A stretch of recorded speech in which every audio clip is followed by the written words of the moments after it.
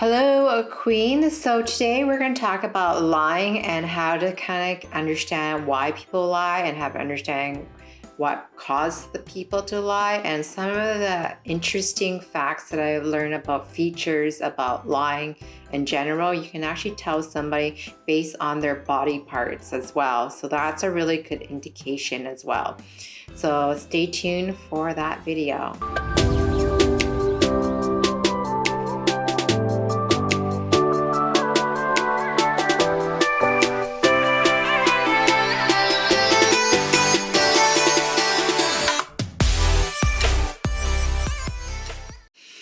Hi, if you don't know who I am, I'm Sindy V King. I'm a creator of Calling My King. I help transform a woman to create lasting love through Vedic astrology, neuroscience, and transactional analysis so that she becomes the queen of love. I'm here today to specifically talk about lying, and I consider be calling it fabbery.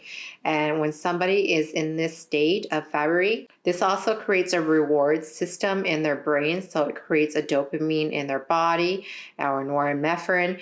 It creates a positive feeling within the person for someone to lie.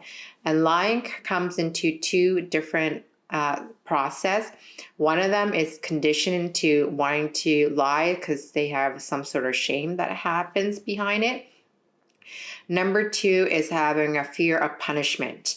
So those are the component that you will see. If you look at the fraud triangle pyramid, I made videos in the past on this, and this has to do with either feeling pressure or feeling like they have the right to, or society said so. This is the reason why they feel pressure, or they think that they can get away with it, or they have the entitlement that they need to do this because this is the only way of doing it. And it depends on what kind of lie as well. That being said, what I have taught in my membership group, that the shape of your ear, if you didn't know, the shape of your ear has a big component of neurons. So if you have neuron disorder, you can see the shape of ear. You can also notice the shape of an ear that is small. So when I say small ear, it will be like half a size what an average is. My ear, if you want to compare it to my face, it is considered to be an average ear. And it depends on as well the height of your ears, where your eye sits. Number one is either you're an earlier or you're a late bloomer. So we notice that the smaller ears, it tends to have, you can say ABC and then they hear X, Y, and Z. So those are two totally different things. So that considered to be either they're not lying because there is a neurological disorder that they might have, and brain injury, brain damage, whatever that might be, there is a brain structure issue there. What you're hearing, it might be not the same as what being translated word by word. And sometimes our brain do play tricks about filling in the blank, especially.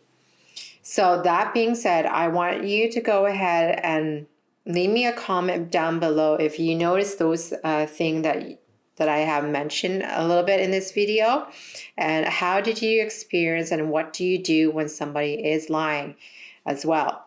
Here's the solution. If you notice somebody is fabricating the story or whatever, however you want to word it, but it doesn't sound right, get them to repeat what they say and ask a little bit more information about it. I don't want you to go ahead and start getting mad.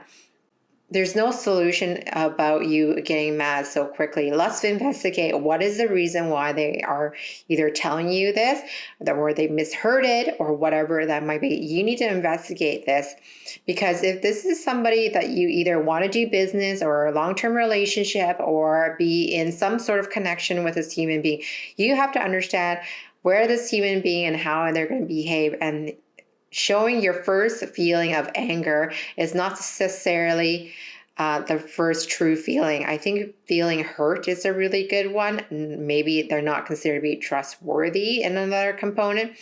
I think that is so vital, and I want you to be clear in your mind that the situation is going to always either repeating it on its own with the same person, or you want to have have a clear understanding between the two of you where you both stand about the situation or how to communicate and what does that look like, and expectation as well, right? So I think if you reward them by saying, look, I really appreciate if you were honest with me about the situation, whatever that is, X, Y, and Z, I think I would have a better understanding. But because I feel that when you said this and it turns out like this, it was, you weren't really upfront about the situation. And I just feel like it really breaks my trust in our relationship, and I don't want that. That being said, for the future, next time of this X and Y and Z situation, would you please be upfront about what is the outcome of it? Because I would have a better understanding and prepare myself for it. And you can always say things like, Cindy, I have something sensitive to tell you and you might not like it. Are you willing to hear it now or later? That is how you deliver a negative situation. You ask permission first and actually let them know when is a good time, because if we always going to have a conversation and negative news comes up and they're not ready or prepared for it, you want to make sure they're in a good, safe setting. You definitely don't want to be doing this in the car. I think life in general, there's always going to be some sort of negative, but you can push through as a team. So that's where I kind of want to go through.